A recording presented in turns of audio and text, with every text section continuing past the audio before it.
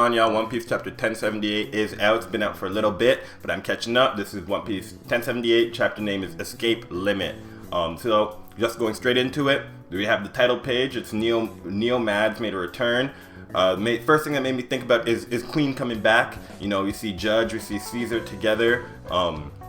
Queen was a big part of that, and we saw that you know, they were together in that trio. So it made me think, like, what happens if Queen comes back? It would Queen be with King? If King comes back, is that an upgrade for, you know, the other Germa children?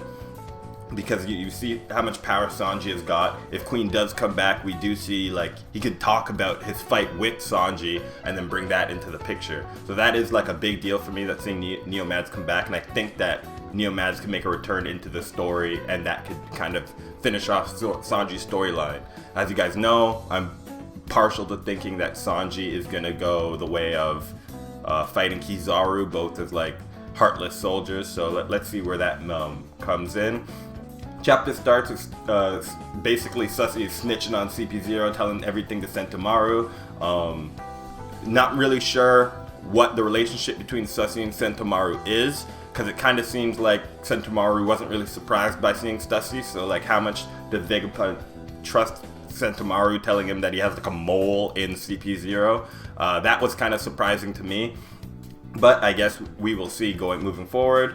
The relationship between Sentomaru and Vegapunk, hopefully that gets expanded upon. Since Frankie, we see at the end of this fight with S-Snake, Frankie had his like left hand free, and then we see like the bubble gun. I feel like that was kind of like highlighted in the background for me, like just the bubble gun being like outside of being frozen. So I wonder if Frankie can use like his like stretchy arm to go and grab the bubble gun, and like if the bubble gun's effects would counteract would counteract, you know, them being frozen in stone, because it's like the seawater, you know, counteract the devil fruit ability. I think that could be potentially what happens as S-Snake basically walks away.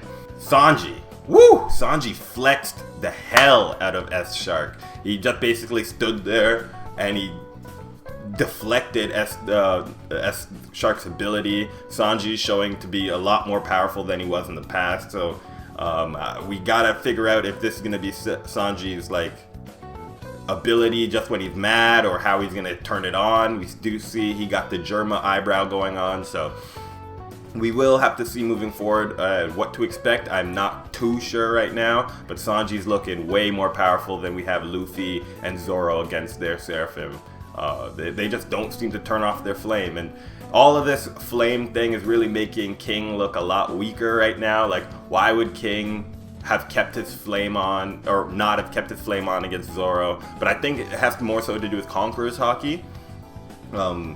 Zoro and Luffy both somehow lose S-Hawk. I don't know how that happens. I'm gonna assume that S-Bear might have just teleported him away, like sent him to another location, and Zoro can't find anybody. So we are gonna have like this thing where S-Hawk's gonna be running around looking for a fight. The options right now seem to be either Stussy and Jinbei, or he's gonna be going after Robin and Chopper Crew.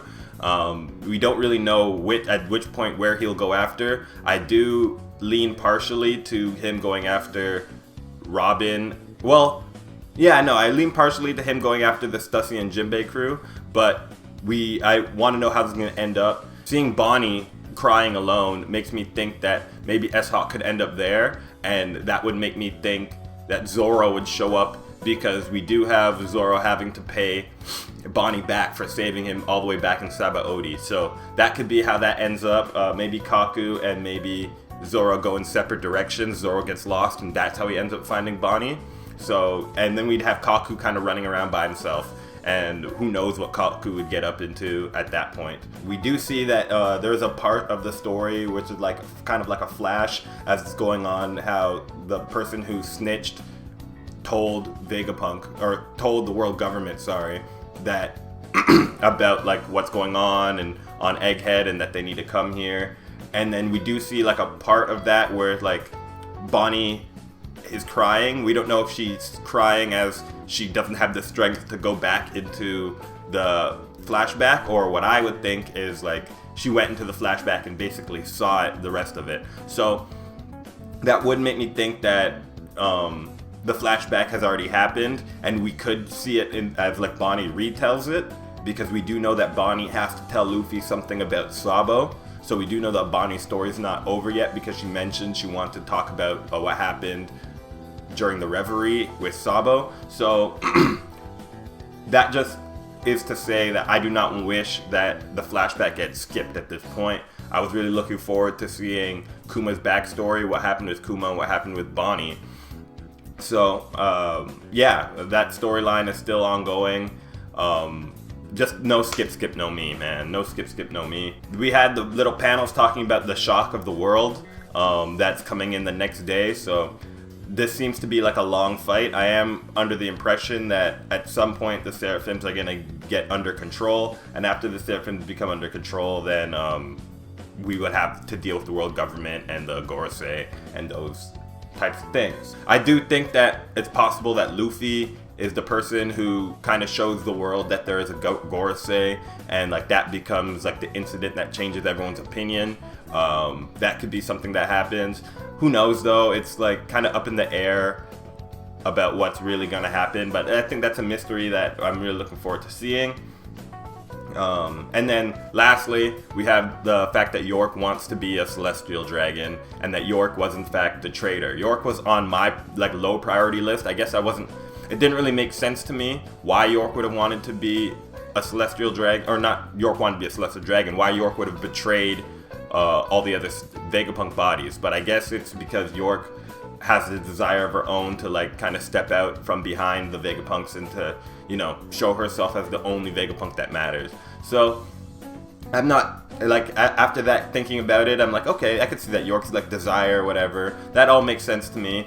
Going forward, I just want to see what York can do and why York thinks that she's the only Vegapunk that matters. And maybe that's like an ego thing that all the Vegapunks think that. But like, yeah, this chapter I thought was pretty good. More so just like kind of showing us what could be in the future. And yeah, I think this is a good chapter. I'm not going to speculate on 1079, but 1078 was a decent chapter. I enjoyed it for what it was, and I just want to see more Straw Hats showing out. Right now, in terms of the Straw Hats, you know, it's like the big four. Jinbei's not even really doing anything at this moment, but like, you know, in terms of like the big three, I guess, you know, Sanji's looking great, Zoro's has some action, and Luffy's, you know, Luffy's always gonna be the main character. I just want to see more so from the other Straw Hats. I want to see like a better showing from combatants like Robin. I want to see Brooke have a good showing, and please, for the love of me, let's get some Usopp hype. Let's go. Alright, so I hope you guys enjoyed my 1078 review, and 1079 reviews coming right after. Take care.